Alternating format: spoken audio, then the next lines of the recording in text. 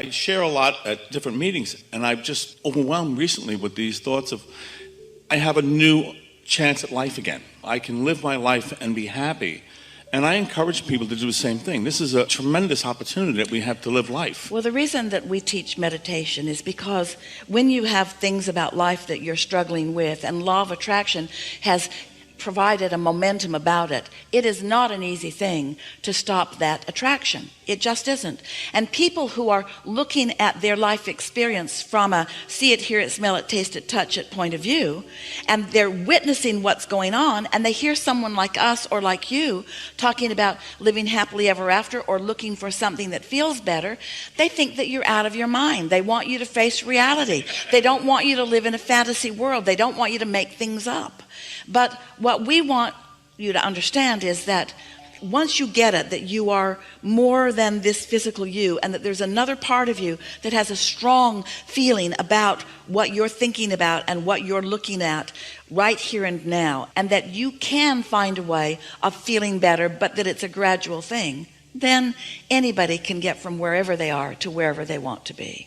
And there are some techniques that work better than others. If you were new to life, let's say, having lived a fairly satisfying upbringing, you weren't having to scrounge for food, and you weren't being beaten by your father and so forth, so you're observing life, and it's easy for you to see the good things in life, so you have a somewhat positive outlook, you might say. And something happens to you because you're asking for something more, and you focus upon something and you feel negative emotion, and you come to us and you say, what could I do? We would say, well, we've got this technique and we call it pivoting, which just means when you know what you don't want, you know what you do want. So when you know what you don't want, just look at what you do want. And you might be new enough in the resistance game, and this might be such a light experience within you, and there might be so little discord between your desire and your belief about it. You don't really doubt yourself. You don't feel unworthy. You just don't like what that creep said to you. So it's easy for you to just think about what you do want. So the process of pivoting is this powerful tool that could bring you into alignment with who you are, and you could be in the receiving mode, and good things will come to you. So Abraham, so you're going to teach pivoting to everyone? Yeah. Think about what you do want, not about what you don't want. But let's say that you've lived longer in what you don't want, and you've witnessed so much of what you don't want, and you've talked about what you don't want, and you've got a strong attraction to what you don't want. And so you come to us and you say, oh, Abraham, my life is awful. I'm living in poverty. I barely have a place to sleep. No one likes me. When I sleep in the street, they kick me. Well, we've got this process called pivoting. We have this process called pivoting. So when you know what you don't want, just focus on what you do want, all right? And you would say, what? I haven't had a bath in 5 years. I don't have any food or any money. They've taken away my tent in the gully where I've been sleeping. Pivoting is not going to work for you because there's too much a vibrational gap in your frequency. But more important, your habit of thought is such that you're not going to think a positive thought. But if you were to take a drug where your awareness of where you were was softened, that actually could cause an improvement in your vibration, but not an improvement that you could consciously focus on in a way that you could harness. When it's drug induced, when the pain disperses because of an inducement of a drug, then there's no conscious awareness of any improvement. There's no momentum about what you do want. There's just less of a reaction to the negative momentum that you've already got underway.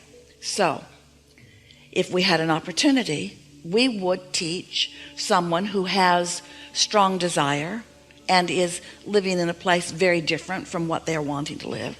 We would say to them, you know, we'd like to teach you some positive thoughts, because these positive thoughts would really serve you. But these positive thoughts would feel absurd to you under your current conditions. For us to say, just think something positive about something that you've only thought negatively about for a long period of time, not only is it not going to happen, but you wouldn't even be able to find a piece of a reason to even try it. It would feel so absurd to you.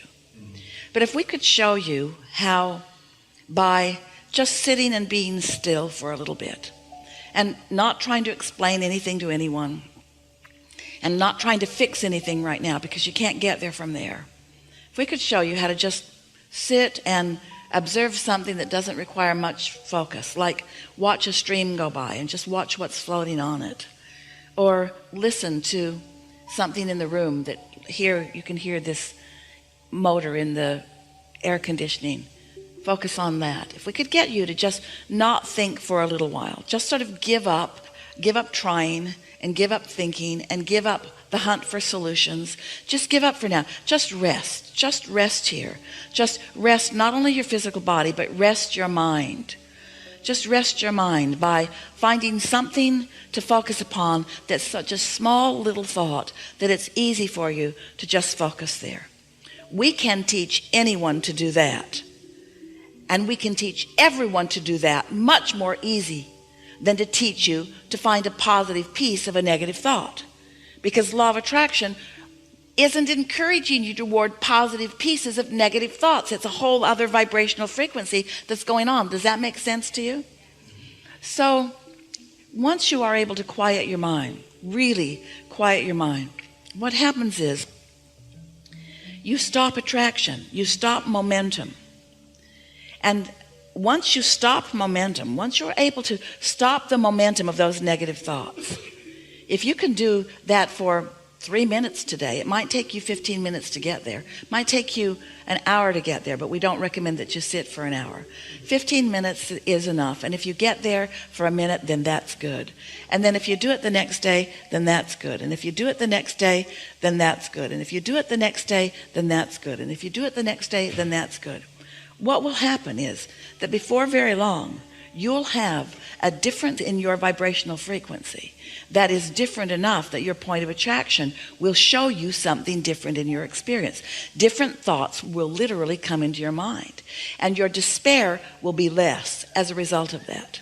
So meditation is the process that we're encouraging mostly these days for everyone, because it's easier to teach you to have no thought than it is to have pure positive thought. It just is. It's easier to quiet your mind than to take this train that's going 500 miles an hour that way and get it to go that way. It's much easier to just quiet your mind. And here's the thing that we really want you to hear. Because every time you know what you don't want, you know what you do want. You have a momentum here that is your vortex, that once you allow yourself to get in the vicinity of it, it can carry you to a really strong momentum this way. Did you ever see, Esther remembers it from her childhood playground, a merry-go-round that it was not motorized, it was just on a pole and well balanced, and the kids could get on it, and some would push and some would ride, and they would get it going faster and faster and faster and faster and faster. So if you got on it before it was moving, or when it was moving very slowly, you could have success in jumping on. But if it was going fast when you approached and you tried to get on, it would just spin you off in the bushes. And so what happens through this meditation is it slows you down so that you can get on.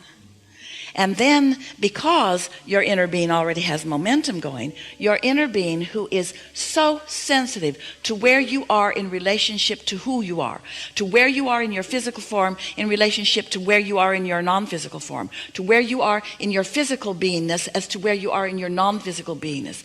Your inner being understands your mix of energy. So once you've quieted the vibration that is moving so fast in opposition, then you can get on.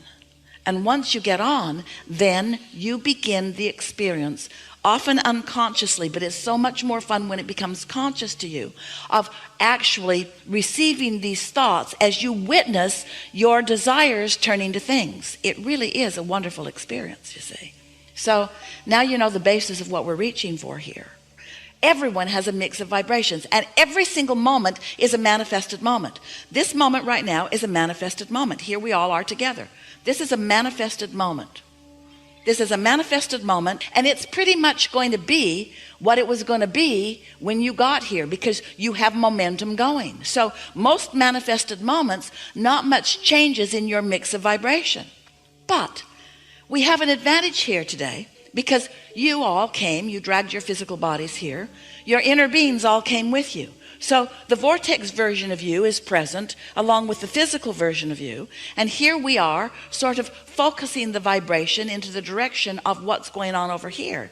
And so under these conditions, it is our promise to you that your vibrational mix will shift just as a result of this conversation that we're having here today. You will become much more of a vibrational match to what you want than to where you are. You will become, by the time these hours have passed, more of a vibrational mix to the vibrational reality that you have been creating all of this lifetime and even before than you even are to the vibrational reality that you are living, because you're here, your phone calls have been suspended mostly. You're not in communication about what's going wrong, mostly. There's a much more leaning in the direction of solution and a much less leaning in the direction of problem. And so the vibrational mix of you is shifting, which means the insights that will come to you, the understanding that will come to you is exaggerated in an environment like this, which means since words don't teach, it's odd we offer so many of them, since words don't teach, but vibration does shift, now your point of attraction is different, and now the different things that happen to you over this day and the next and the next and the next will be meaningful as a result of the vibrational shift that is taking place. You will recognize things that you formerly could not recognize. That's why Esther has been saying she's been meditating for years, but after a while, not so consistently. Always getting ready for the weekend, always wanting to tune herself in readiness for you.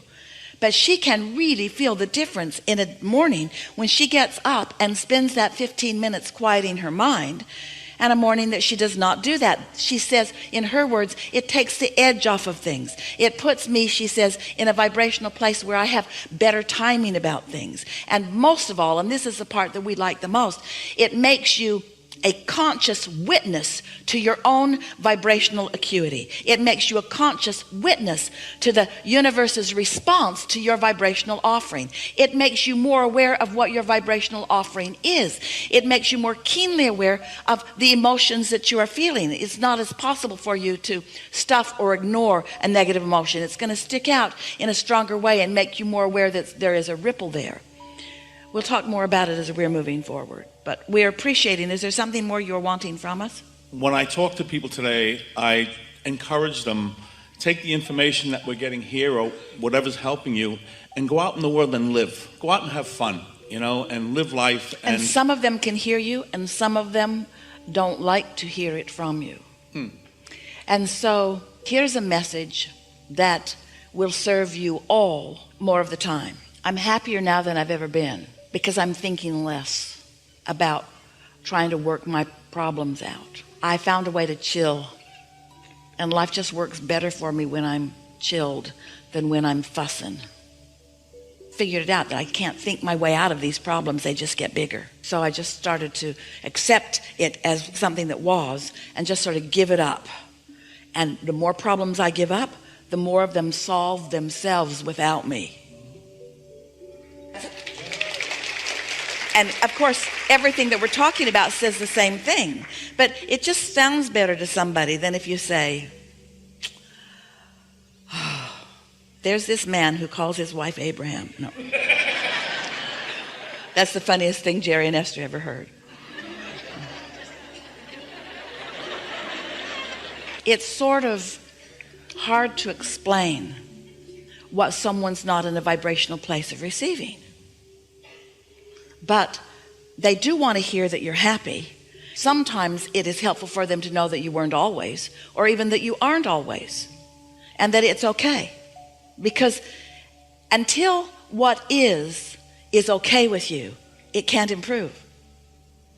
As long as you're pushing against what is, you're just holding it right there where it is in that uncomfortable place. So you got to make it all right with you. And it is all right because, here you are, extensions of source energy. What a wonderful thing that you are doing, even being here. Do you know how much appreciation all that is feels about you being here on this leading edge, sifting and sorting and finding something that is new? You are what is putting the eternalness in eternity. You are reaching for the new. And of course, when you reemerge into non-physical, you will then receive the full benefit of what you've reached for and finally found once you reemerge. But we don't think you should have to croak to find it. We think you ought to be able to just chill out and receive some of that clarity and some of that happy right here, right now. Yes? Mhm.